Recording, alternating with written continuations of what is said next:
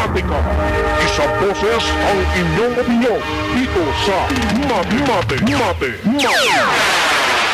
9 na minuto, makalipas ang ika-6 ng gabi. Mate ka! Isang boses ang inyong opinyon dito sa Mate. Welcome po sa programang Mate ngayong araw ng Huwebes, ika-8 sa buwan ng Hulyo taong 2010. Mate ka! Isang boses ang inyong opinyon dito sa Mate. At syempre ako rin po ang inyong lingkod, Sal De Leon, na nag-imbita po sa inyo na sana'y samahan niyo ko sa loob lamang po ng isang oras dito sa ating programang Mate. Sa loob lamang po ng alas 6 ng gabi hanggang alas 7 po. Dito lamang po sa impirang DZRJ 810 kHz sa inyong mga talapihitan. Ito po ang Radyo Bandido. Mate ka! Isang boses ang inyong opinyon dito sa Mate.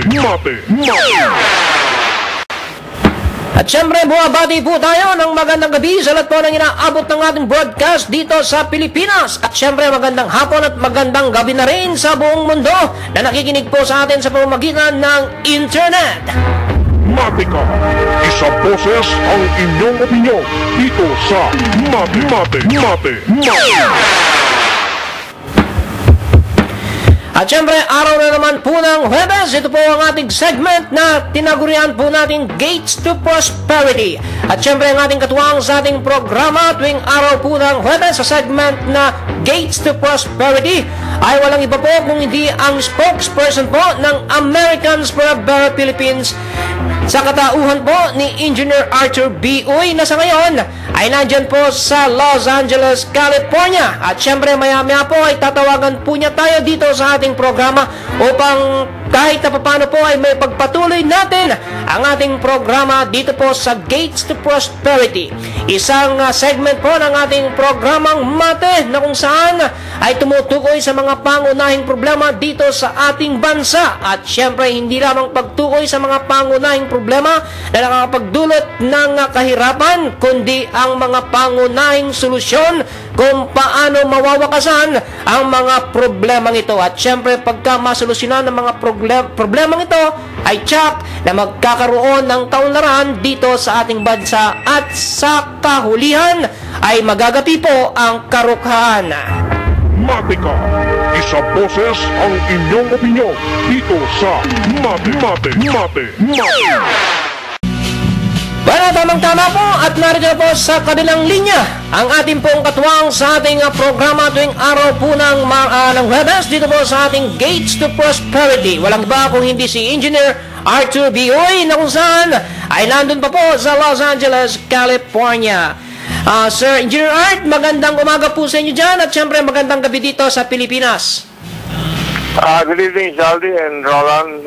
Thanks for having me, and of course, good evening, everybody. Yes, you're always welcome, Engineer. Siyempre, kami ang nagpapasalamat dito na kahit na papano ay nagkakaroon ng pag-asa ang bansang Pilipinas dahil may mga mungkahing solusyon na karapat-dapat upang masolusyonan itong mga problema na nangyayari dito sa ating bansa. No? At siyempre, magpapatuloy po tayo dito sa ating programa at ang ating pong magiging paksa ngayong gabi ay may kinalaman po sa mga infrastrukturang itinatayo o infrastrukturang itinataguyod ng ating pamahalaan. Pero syempre alam naman po ninyo, maraming paraan kung paano magkaroon o magpatayo ng mga infrastruktura dito sa ating bansa. At ang pangunahing tatalakayin natin kaugnay sa mga infrastrukturang yan o yung mga pamamaraan para maitayo ang mga infrastrukturang yan ay may kinalaman doon sa tinatawag na build, operate and transfer. Ano po? Dahil yan ay madalas na gawin ng ating pamahalaan, hindi lamang ng kasalukuyang pamahalaan, kundi pati ng mga nakalipas na pamahalaan o administrasyon. Kaya't sa pagkakataong ito ay nais nating hingan ng opinyon ang Americans for a Better Philippines kung ano ang tingin nila sa build, operate, and transfer upang sa ganoon ito ay makarating sa ating kasalukuyang administrasyon at kung ano ang mga mabuti at masama dito naway makarating sa kanyang administrasyon upang sa ganoon ay magamit niya o magamit ng kasalukuyang administrasyon. So, pahingan natin ng opinyon si Engineer Arthur Bioy bilang spokesperson ng Americans for a Better Philippines. Engineer, magandang gabi ulit sa iyo. Ano po ba ang tingin ng inyong grupo sa Build, Operate, and Transfer, lalo na sa pagtatayo ng mga pangunahing infrastruktura dito sa ating bansa? It's a very bad idea. In fact, it should never have been allowed, no? Unang-una, sana yung Constitution parang meron ng na hindi pwede yung ganyan. Pangalawa, kung wala man dun sa Constitution, dapat ang Congress tsaka Senate na bara nila yan bago nangyari. Kasi alam naman natin na ang consequence nun parang pinakain sa buhay ang mga Pilipino. Sa mga swapang na investor. Kung sino man yung mga investor na nakakuha ng mga build, operate, transfer. Ngayon, gusto na nilang giin ang gusto ang mga mamamayan. So, dapat hindi man lang na allow yan na pag-usapan yung ganyan na transaction. Kasi ang obligasyon ng gobyerno magawa ng mga infrastructure para wala yung mga toll kung maaari. Very rare cases na maaprubahan ng toll. Pero usually yun, kung meron man toll, parang dahil minadali lang na importanteng infrastructure yung gagawin. Pero sa gobyerno pa rin yun. And then, pag natapos nang mabayaran yung inutang ng gobyerno para gawin yung infrastructure na yun, sa bayan na yon wala na yung operator basta pabalik na rin yun sa bayan. Alam mo, Engineer, malinaw ang sinasabi mo na ang Build, Operate, Transfer ay talagang sa inyong tingin ay hindi maganda para sa ating bansa.